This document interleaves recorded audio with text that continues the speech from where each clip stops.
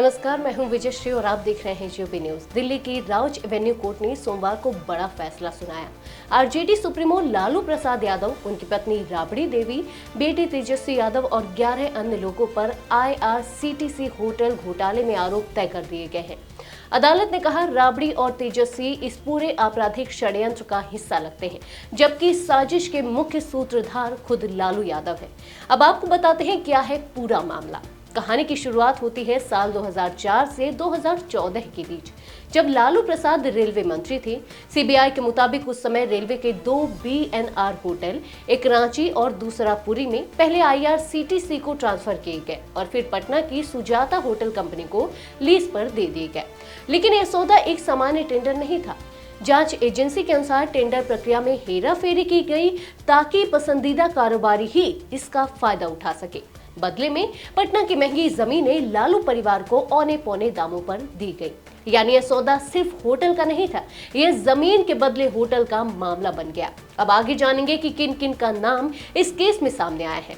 CBI ने 5 जुलाई 2017 को FIR दर्ज की थी और अप्रैल 2018 में चार्जशीट दाखिल की गई।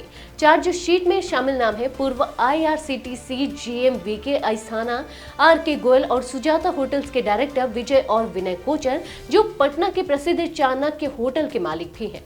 इनके अलावा सुजाता होटल्स और डिलाइट मार्केटिंग कंपनी, जो अब लारा प्रोजेक्ट्स है, पर भी आरोप लगे हैं। स्पेशल जज विशाल गोगने ने सुनवाई के दौरान कहा, आपने कम कीमत पर जमीन खरीदने की साजिश रची। आपने इन जमीनों का नियंत्रण राबड़ी देवी और तेजस्वी यादव को ट्रांसफर करने की साजिश की।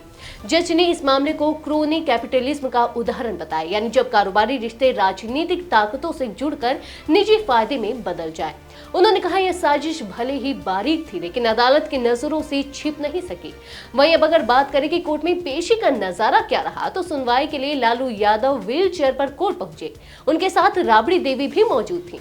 तेजस्वी यादव ने भी अदालत में अपनी उपस्थिति दर्ज कराई। पेशी से पहले लालू को सुबह दिल्ली में टहलते हुए देखा गया, जैसे एक पुराने खिलाड़ी फिर से मैदान में उतरने की तैयारी कर रहा हो। कोर्ट ने साफ कहा है कि सीबीआई ने एक मजबूत सबूतों की कड़ी पेश की है, जो सभी आरोपियों को जोड़ती है।